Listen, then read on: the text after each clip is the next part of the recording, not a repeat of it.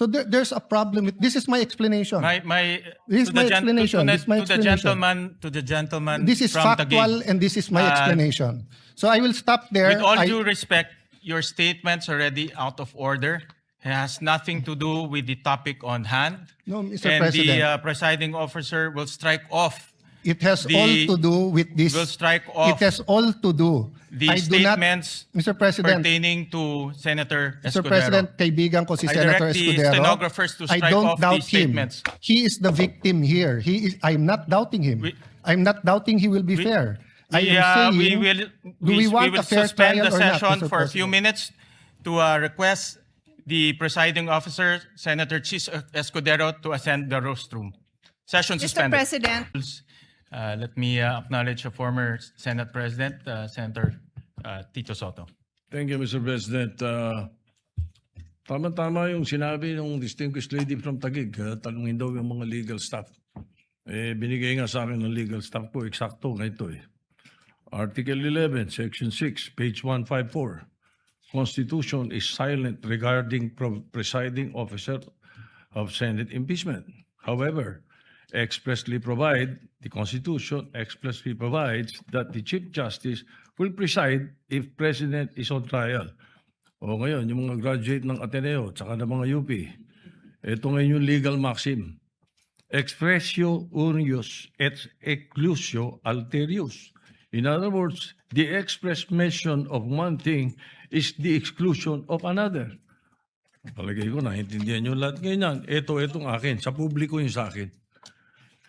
Ang sinasabi ng publiko ngayon, nanonood sa atin, dapat you should not resort in too much technicalities kasi ang public interest ang iniisip nila rito. They want to expedite the proceedings. They want the trial, not rules. They're interested in the trial, not rules. In the interest of justice, sabi nga nila, sometimes rules are not sacrosanct. But itong nangyayari ngayon dito, ang publiko ang importante rito. Where does the Constitution emanate from? From the public. From the people of the Republic.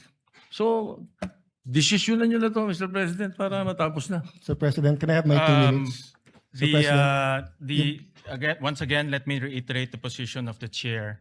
My humble position is that this matter should be discussed during plenary when the Senate is convened as a legislative body. And may I ask the gentleman from Taguig if he is objecting to this position? I'm objecting that position and will call for a vote. May I explain? I think under the rules, I can explain why I'm asking We'll for call a vote. for a vote first, and Mr. then President, we'll we can explain, allow. Mr. President, under the rules, I can explain why I'm calling for a vote first so that I can convince them to vote for me. No, under the rules, When you object, there's an Mr. objection. The vote will proceed without any explanation. President, and after under that, the we will rules- allow the gentleman from Taguig to explain his vote. Mr. President, We call for Mr. President, a division of the President. House. So those who are Mr. President, Mr. President, when you Wait, object, you're those- allowed to explain your Senator- objection and the state Senator your Lacson objection. is recognized. Thank you. Your Honors, pursuant to Rule 2 of the Rules of Procedures on Impeachment Trials, as amended, I move to elect Senator Judge Francis Joseph Guevara Escudero as the presiding officer of this impeachment court. Objection, Mr. President, and may I allow to... We proceed to... Objection, Mr. President, I'm allowed to object and I'm allowed to Yes, explain you're my allowed to objection. object. You are allowed to object, but we will No, proceed Mr. with President. the division Mr. of the President, House. point of So order. those who are, Mr. Point of order, those Mr. who are in President. favor of the Mr. motion President, of Senator you're allowed to Lacson, explain para please- ma-convince mo nga please yung raise iba. your hand. We will vote by raising of hands. So those who are in favor of the motion of Senator Lacson electing Senator Chis Escudero as the presiding officer, please raise your hand. The clerk of court is directed to count the votes. No, in our rules parliamentary procedure.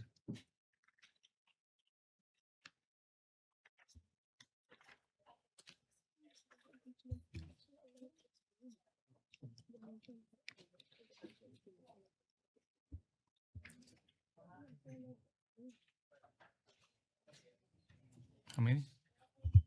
How many? Explain my vote, Mr. President. Hold on. Allow the chair to make a ruling.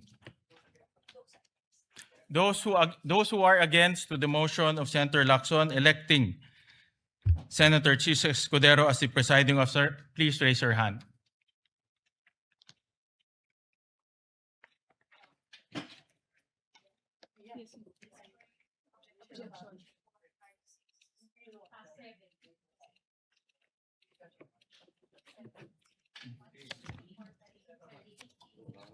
Ilan?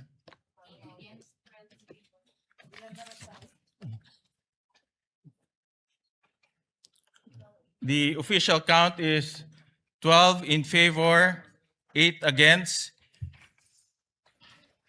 The majority, those who are in favor, has it. Mr. President, The may I court explain? resolves to elect Senator Chis Escudero as presiding officer of the impeachment court. The duly elected presiding officer shall, under the same oath taken on May 18, 2026, immediately assume and exercise all powers, functions, duties, and prerogatives pertaining to or vested in a person presiding over the impeachment trial under the rules of procedure on impeachment trials, as amended, and shall give full effect to the powers inherent to the courts under Rule 135, Section 5 of the Rules of the Court. Mr. President, may I now explain my vote? You are allowed to explain your vote. You Mr. have 2 President, minutes. first of all, we cannot violate the Constitution. We put the whole impeachment trial at risk here. What Senator Tito Soto, former Senate President, what his staff did not tell him is that there is such a thing as procedural due process, and that who presides goes into due process and fairness. The Latin term that he mentioned was for enumerations.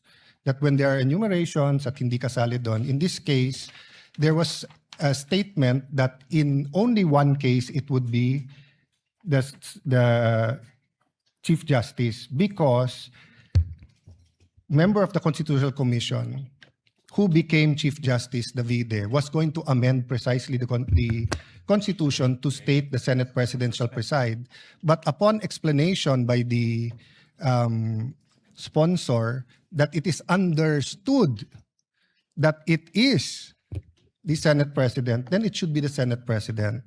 And dun sa sinabi ni Senate President Soto that ang gusto ng tao ay mag-umpisa na, precisely, kanina pa dapat tayo nag-umpisa kung nag-preside ang Senate President.